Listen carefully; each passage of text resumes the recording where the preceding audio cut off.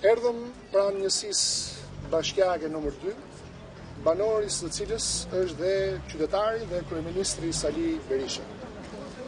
Kandidati i radhës së Sali Berishës për Bashkinë e Tiranës flet për 82 taksa dhe tarifa vendore që me demek paguajnë qytetarët e Tiranës, dhe ne u interesuam pranë njësisë bashkiake se sa taksa ka paguar gjatë vitit kaluar qytetari Sali Berisha dhe sa do të paguaj.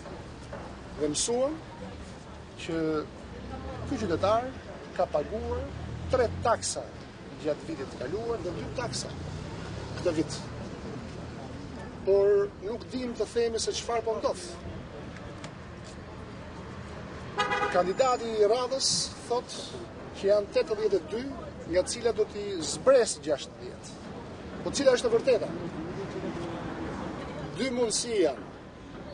Ose Sali Berisha ka bërë evazion fiskal duke mos paguar 79 taksa, ose kandidati i tij i radhës, Luli pra, i çoroditur, nuk e ka ide se për çfarë flet dhe thot çdo lloj gjëje që i vën në gojë.